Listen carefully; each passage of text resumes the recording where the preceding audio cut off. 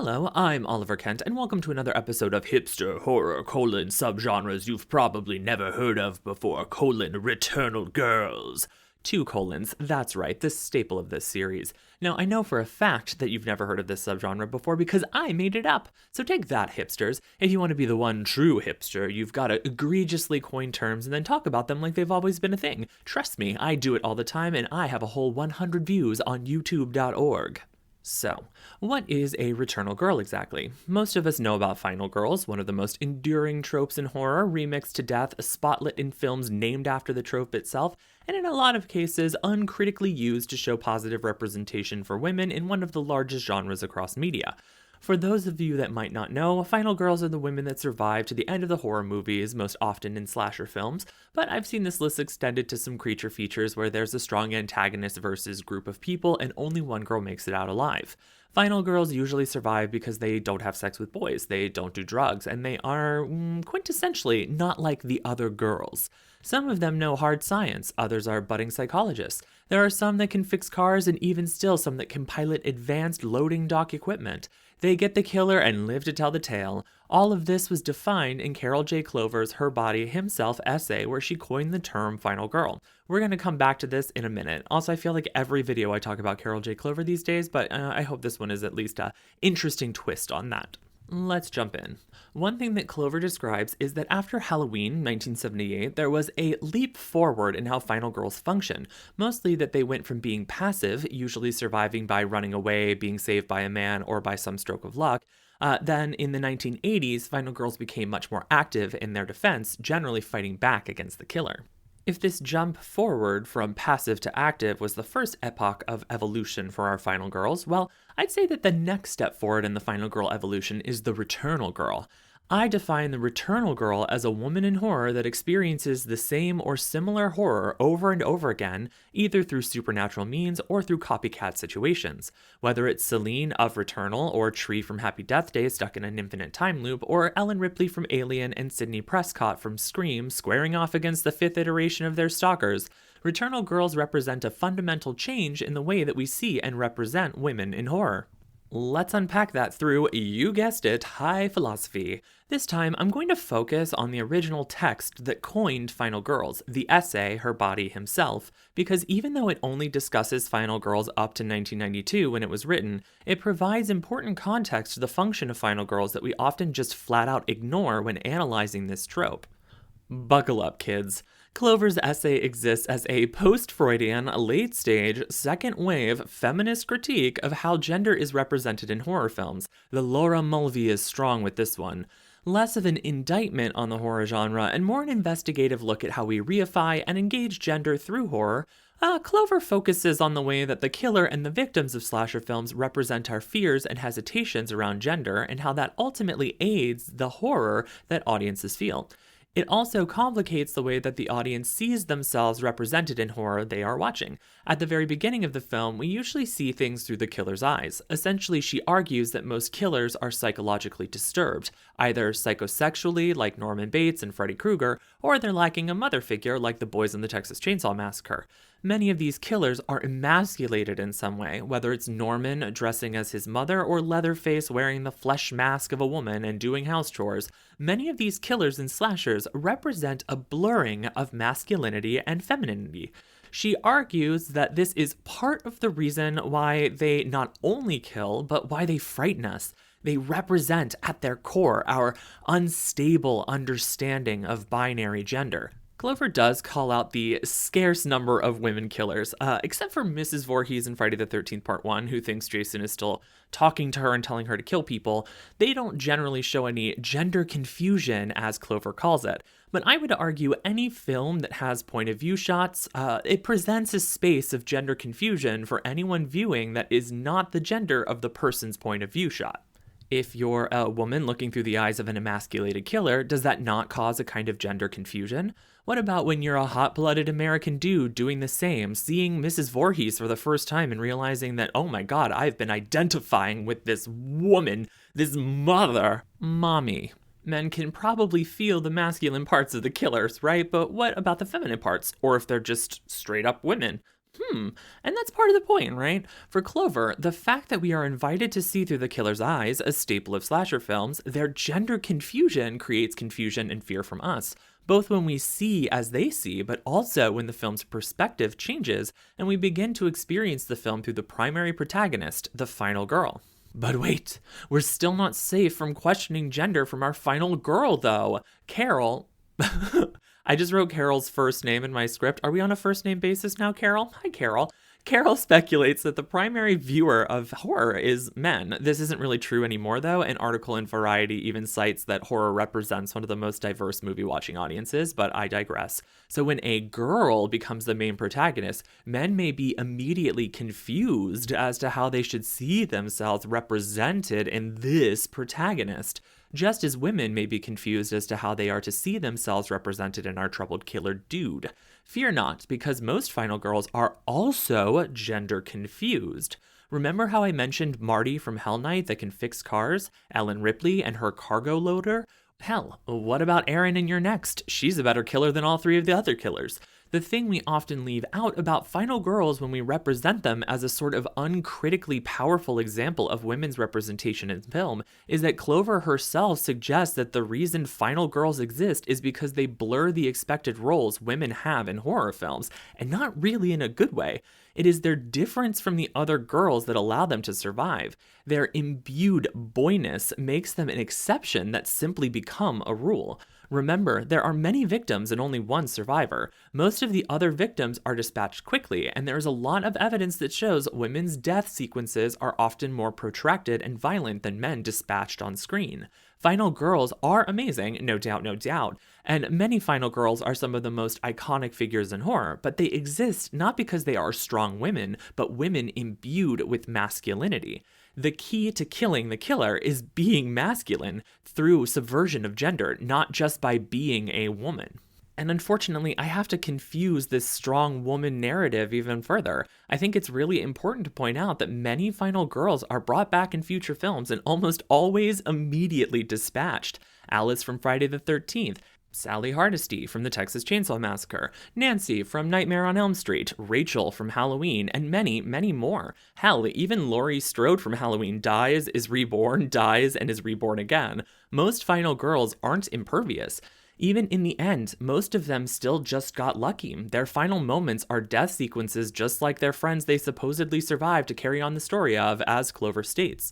The normal way of looking at this is that the writers and directors want a new batch of teens to dispatch, but I would argue that both psychologically and psychosexually, the reason these final girls are brought back to be dispatched after being such triumphant sources of iconic characters across so many different films and franchises is because society can't allow a gender confusion to live, right? These boy-touched girls, ew, that was a horrible fucking way of saying that. I was trying to go for like a plain touched vibe from D&D, and that just really didn't come out there, did it? These women imbued with masculinity, let's go with that one, create such an uncomfortable space for the viewer that they must be dispatched so that we can embody ourselves within the next girl with masculinity in her heart, only to see her not show up in the next film or also getting murdered. See, final girls don't seem so progressive when you think like that, which is why I think we shun Clover's original estimation of the final girl to focus on our love of the strong woman who can take down the killer. But that's just not accurate. So, what does this gender confusion have to do with Returnal Girls? These girls that don't get dispatched in the next film and keep coming back over and over. How exactly does Returnal Girl media express some advancement of the trope as the 80s changed final girls from passive to active? Well, Returnal Girls represent the very real, constant societal pressure that women are forced to engage with every fucking day of their lives. If Clover points out that final girls represent a blur of masculine and feminine to fight back against the killer, Returnal Girls represent the constant critique and codification women have to go through to exist in the continually degrading society existing around them. This gender internalization is their power.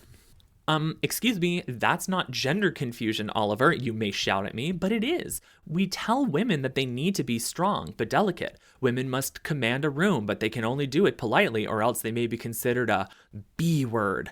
Much like horror films, women's bodies are constantly under attack. Society questions a woman that does not want to be a mother. Media often portrays women as victims to perpetuate specific narratives. And then when women are presented as survivors, this is only because of certain allegations being substantiated. Until that point, they are considered accusers. Women are, in current society, and past society, let's be real, expected to exist on some fringe between masculinity and femininity, in so much as the societal pressures placed on them are dictated by a heavily entrenched misogynistic culture. Then there's the internalized misogyny of it all. Stares and internalized homophobia. Watch Oliver trigger himself. So how is this ultimately represented in the Returnal Girls? Let's consider Celine's returnal existence in the game Returnal, since I named this trope after her. What's the symbolic representation of horror at the center of the story? Is Celine responsible for the death of her own child? Unable to cope with this fact, she recedes into this alien world where she subjects herself constantly to this great desire to find a source of truth that only leads her to a car crash at a lake. The game sort of questions work versus motherhood and the immediate parallels and perceptions of it. Not only are we presented the image of a lost child, but there's also the pregnant alien figure and Celine's own trepidations about her distant mother. Even escaping the alien planet only brings her back when she dies of old age, forced to examine this unyielding question again and again. The end of the game is an exclamation, a final acknowledgement of a potential truth, but she's still not absolved of the horror and potential guilt. Consider the way that she views her dead past selves with a cold-heartedness. They are objects that can potentially grant great reward, but they are not her. They're unrealized hypotheses. That's it. Celine must close herself off to herself so that the returnal horror can be faced as a guilt-ridden experience at the center of this character study. Tree, in Happy Death Day, is forced to relive the same day as she dies over and over again, stuck in another time loop. The main reason she's in the time loop, because she was originally killed by her roommate for sleeping with the same man as her roommate, and for the amazing line, also because you're a bitch. The internalized misogyny and competition not only manifests as a time loop where Tree must relive each day she dies, but the film has a little twist. Every time she dies, she gets weaker, often the damage done to her carrying over to the next day. Tree literally internalizes the internalized misogyny. What is her reward for surviving? A boyfriend that pranks her into thinking she's still in the time loop. The fear is perpetuated and reified by the person she feels safe with. Sure, she escapes, only to be dragged into a similar situation in the sequel. Breaking this cycle does not actually break the cycle for Returnal Girls. Sidney Prescott, the main protagonist of the first 5 Scream films, deals with a myriad of men and women that criticize her body and sexuality, her mother, her survivorship, and what was the 5th one about again? It had something to do with something. At each turn, Sydney has to watch family and friends die because of other people's obsession with her. She's stalked, doxxed, maimed, I would argue sexually assaulted by Billy Loomis, since he essentially had sex with her to play out the final girls can't die because they're virgins trope. Every aspect of Sydney's life is picked apart, used to represent motive in a meta film that all of the killers are carrying out. They use her as a totem of sorts, the quintessential horror girl that has to deal with every form of horror possible, dependent upon the killer she's faced with. All of these are centered in her womanhood. We see her go from victim to survivor to PTSD-ridden hotline worker to finally internalizing her trauma until she assumes the role of a somewhat closed-off badass writer. And seriously, what actually happened in that 5th one again? Ellen Ripley, the first Returnal Girl as far as I can tell, also has to deal with the complexity of womanhood, both as the lieutenant officer of the Nostromo, who is ultimately right before she is overruled by her captain, a man. Ripley then experiences the evolution of both soldier and mother by providing herself a capable warrior to the Marines while simultaneously taking care of Newt. When Newt is unceremoniously killed off, Ripley is impregnated by the alien queen while trapped on the literal rapist planet, a prison colony where all of the men want to have sex with her before they're killed by an alien born out of a dog. Ellen's transformation from soldier and mother to sex object and mother concludes with her throwing herself into a furnace to ensure the aliens don't win. In classic Returnal Girl fashion, she is then cloned and evolves yet again from sex object and mother to monster, a chimera of human DNA and xenomorph DNA. Surviving yet again, landing on Earth, we realize that through her transformation, she's technically failed her overall mission. An alien did indeed finally make it to Earth since she is part xenomorph. Ripley consistently challenges our understanding and expectation of gender representation, only to end her storyline as part of the very thing she was fighting against. She has to still conquer it though, right? But at what cost? And through an existence forced on her by scientists looking to create xenomorphs. She has literally internalized the phallic alien creature that was designed to scare men, since it essentially essays anyone that gets close enough to get a hug. I'd even argue that characters like Amanda from Saw, while dying in Saw 3, is constantly resurrected in archival footage or cameos, even getting a starring run in the newest Saw movie, Saw X, 7 films after her character died. You know, to be fair, Saw X is taking place between Saw 1 and Saw 2, but still, you get my point. Not to mention, she's the one known survivor of Jigsaw at the end of the first movie, and she's the only woman in the death house of Saw 2 that survives. You know, even if she wasn't playing, just go with it, okay? Amanda even occupies this gender confusion by being the first known accomplice of Jigsaw, essentially becoming the woman Jigsaw, and ultimately judged and killed by Jigsaw himself for deviating from his original modus operandi. What's interesting to me about Amanda is that she acts as a judge and executioner, the same space that Jigsaw truly occupies despite his philosophical cognitive dissonance to pretend that he isn't. This is her undoing. Amanda is just a woman trying to be a good serial killer, shot down by her mentor for doing too good a job of killing her victims. Gaslight, gatekeep, girl boss killed before her time, but never truly dead. She worships at Jigsaw's feet, though her deviation to simply outright murder means that her devotion to the masculine means nothing when masculinity is not enacted perfectly. What's gallows humorous to me about this is that almost all, if not all, of these movies are written and directed by men. So sort of unintentionally, a bunch of men keep bringing these women back to fight the same sort of problem over and over again that act as almost a perfect representation of the constant fight women face in a misogynistic and commonly regressive society. These women are simultaneously strong representation, no doubt again, leading multiple films or AAA video games, blurring our understanding of what it means to be a woman and our understanding of gender expectations. And they're also impressive killing machines that have, at this point, murdered a lot of people and monsters to get where they are, maybe even more than some of the killers that they've run away from. If the original victims of horror films, primarily women, and the disparate amount of time dedicated to their deaths over the quick dispatching of victims that are men, were representative of the everyday violence inflicted on women, then Returnal Girls represent the unchanging fight waged by women unwilling to give up, constantly fighting for a better life free of violence and misogyny. And then you've got trad wives on TikTok talking about how they wish that they could own that kind of farm again. How far we've come since the first Final Girl and all those Black Christmases ago. Or was the first Final Girl from Peeping Tom technically? Certainly not Marion Crane's sister, right? As we see more horror films directed by women, some even willing to take on the more challenging subgenres like rape revenge films, Looking at You Revenge, and even slasher movies, the remake of Slumber Party Massacre, though every Slumber Party Massacre movie has been directed and written by a woman. I'm interested to see if we get any Final Girl-led franchises. What does a Returnal Girl written and directed by a woman look like? What does she fight? What does she represent?